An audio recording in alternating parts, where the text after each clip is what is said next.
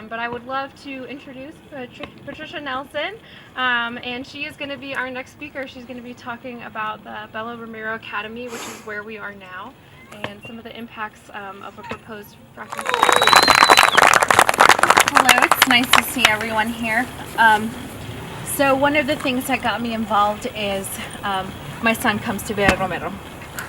I've been a mother for less than a decade, but I learned very, very quickly that it takes a village to raise a child.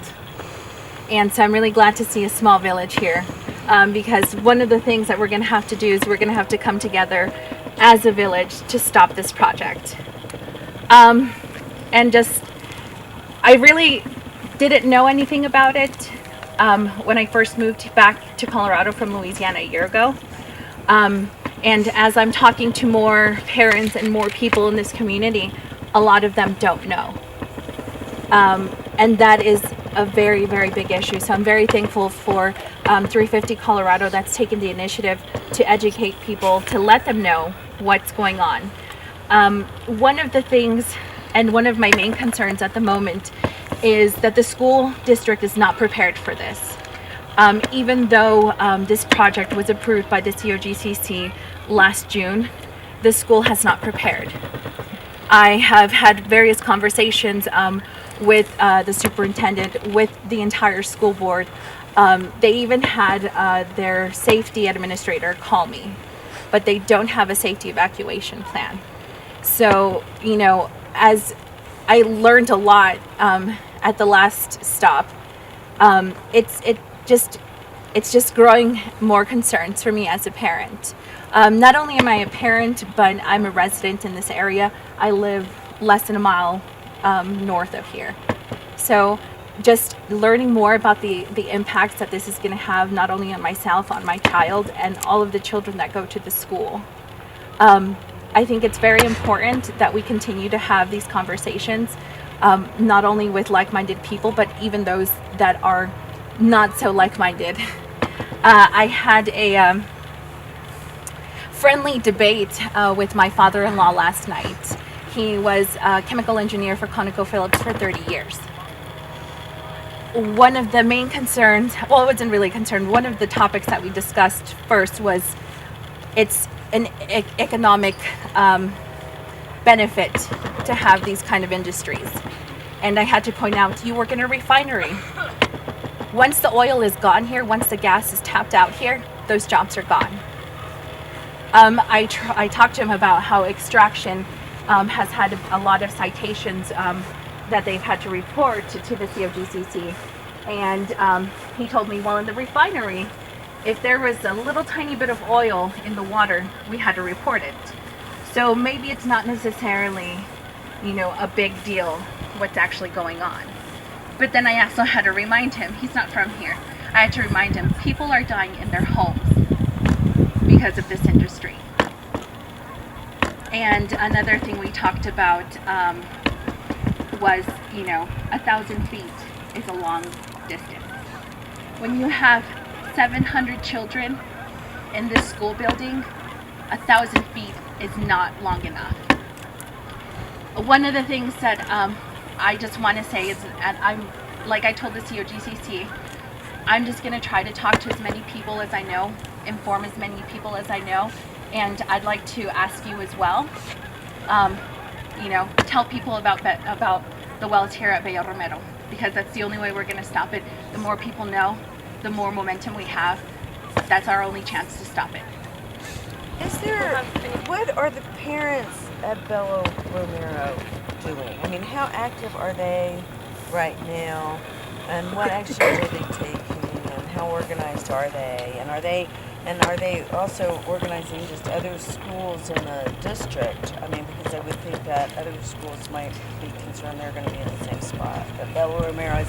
Also, what is that one? The 1,000-foot setback is from the door of the school? Yes, at the moment. Not the playground. Yes. So as far as I know, unless anybody here is a parent of a child at the school or the 3K campus, I'm the only one.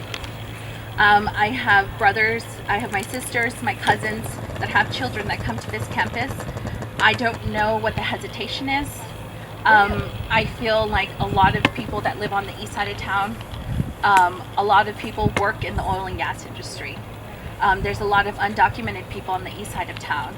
So when it comes down to it, it's not only protecting our children, but it's also a social justice issue, because you have people here that are afraid to speak out. You're the only parent that's involved in this?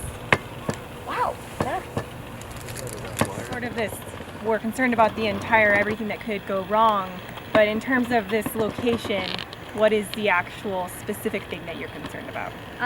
There's emissions. There's the possibility for industrial accidents. The pad site is going to be 24 wells. So it'll probably be, I think you said it was 10 wells at the last site? Yeah, there was 10 or 12. So it'll be double the size of the one we just saw. And it'll be right back here. So there's the concern.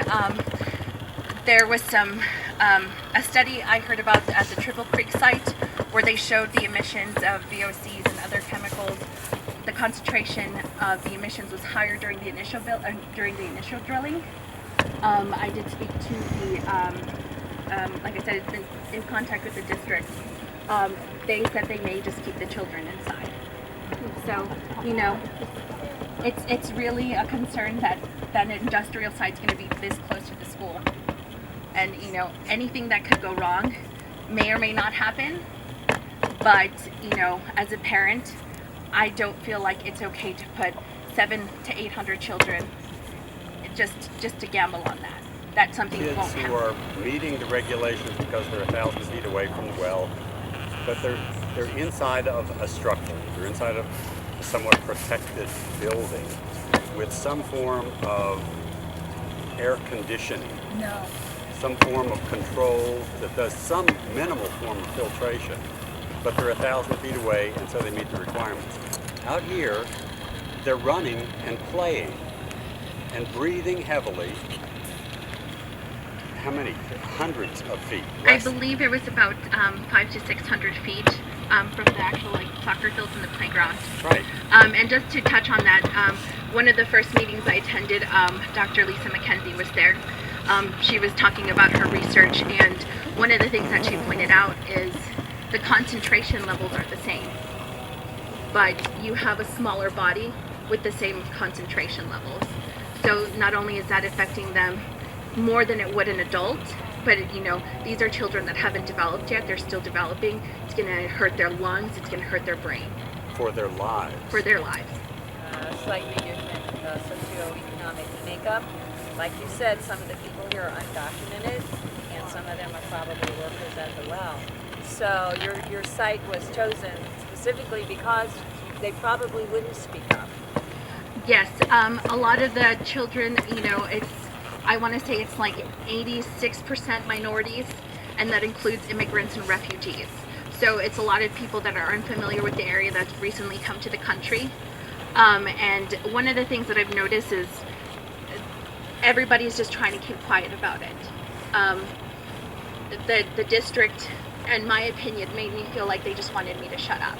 Probably did. I've gone to their meetings, and the president announced that public comment was for public comment only, not an opportunity to interact with the school board. Last question. Wells, 800 feet, so where are those? I'm not exactly sure where those are, but I read that as well.